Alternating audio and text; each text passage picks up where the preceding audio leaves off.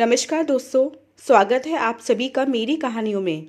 मैं हूं शिखा और एक बार फिर से आपके लिए लेकर आई हूं एक नई कहानी और उम्मीद करती हूं कि ये कहानी भी बाकी कहानियों की तरह आपको बेहद पसंद आएगी और आप पहले की तरह अपना प्यार और सपोर्ट मेरी वीडियोस पर बनाए रखेंगे। कहानी पसंद आए तो चैनल को सब्सक्राइब करना मत भूलिएगा। तो चलिए अपनी आज की कहानी शुरू करते हैं। बुआ जी आएंगी, फल मिठाई लाएंगी, नई किताबें लाएंगी, सबको खूब पढ़ाएंगी। छोटी गा रही थी।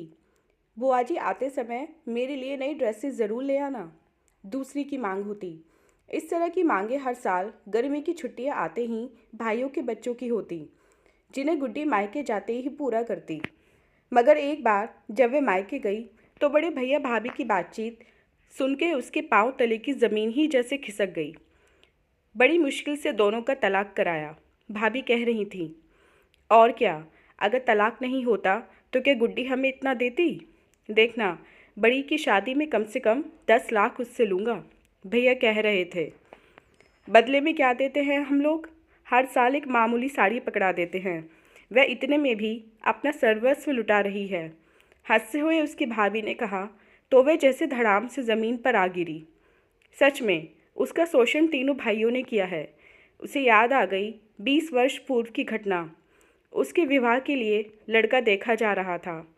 पिताजी तीनों बेरोजगार बेटों की लड़ाई व बहुओं की खींचातानी झेल न पाए और गुजर गए।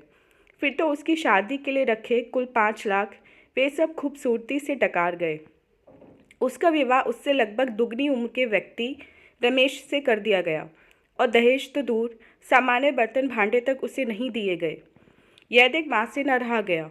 वे बोल पड़ी, अरे थोड़े जेवर और ज़रूरी सामान तो दो, लोग क्या कहेंगे? आप चुप रहे माँ, हमें अपनी औकात में शादी करनी है। सारा इसे दे देंगे तो मेरी बेटियों की शादी कैसे होगी? बड़ा भाई डांट कर बोला तो वे चुप रह गई। फिर तो गुड्डी ससुराल गई और उसके बाद उसकी पढ़ाई और नौकरी तक इन सभी ने कभी झांका तक नहीं। रमेश पत्नी को पढ़ाने के पक्षधर थे, इसलिए उनके सहयोग से उसने बीए की परीक्षा पास की। उसके कुछ दिनों बाद बैंक की क्लैरिकल परीक्षा पास कर ली तो बैंक में नौकरी लग गई। रमेश पढ़ी लिखी पत्नी चाहते थे, परंतु कमाऊ पत्नी नहीं। अतः जैसे ही उसकी नौकरी लगी उन्होंने समझाने की कोशिश की, क्या तुम्हारा नौकरी करना इतना ज़रूरी है? हाँ, क्यों ना करें, इतनी औरतें करती हैं, फिर बड़ी मुश्किल से लगी है, उसने सरलता से जवाब दिया। फिर बच्चे होंगे तो कौन पालेगा? क्यों, दाई रख लेंगे, आजकल बहुत से लोग रखते हैं। मैं भविष्य की इस छोटी सी समस्या के लिए नौकरी नहीं छोड़ सकती।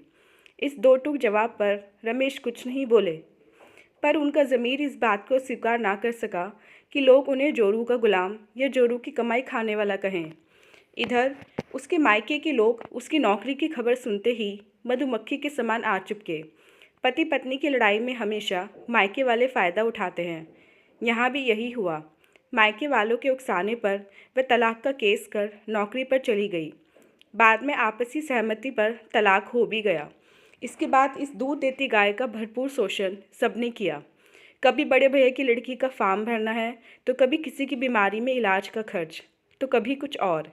ऐसे करके हर साल वे सब इससे अच्छी खासी रकम झटक लेते थे।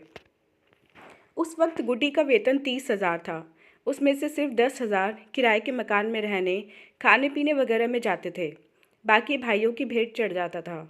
मगर उस दिन की भैया भाभी की बातचीत ने उसके मन को हिलाकर रख दिया।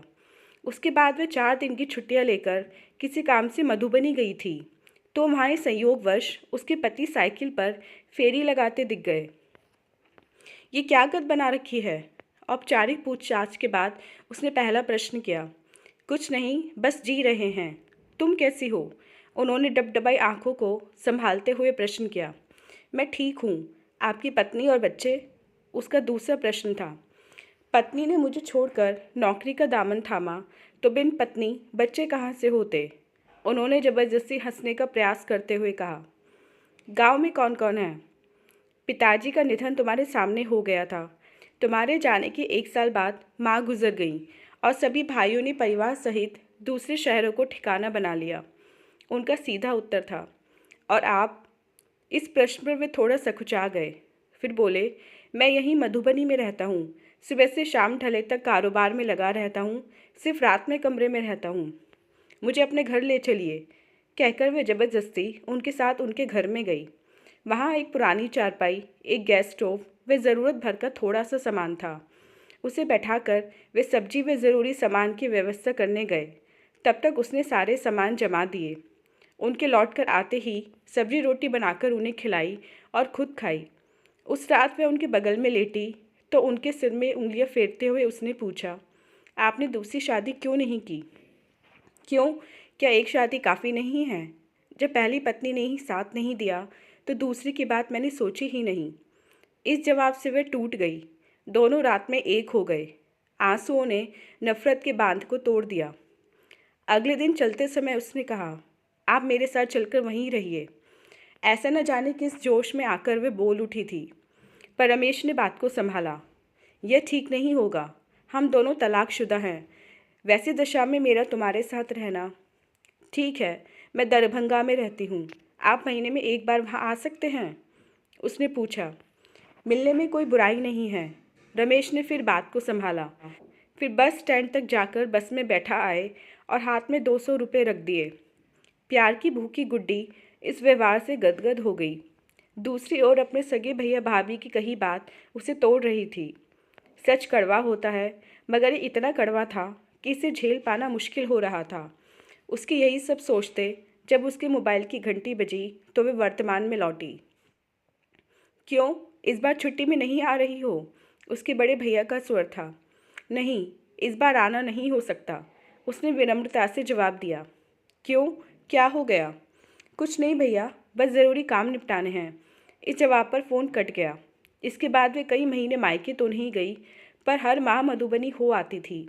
रमेश उसे प्यार से घर लाते, उसका पूरा ध्यान रखते और भरपूर सुख देते। उनके साथ रात गुजारने में उसे असीम सुख मिलता था। वह इस प्यार से गदगद रहती।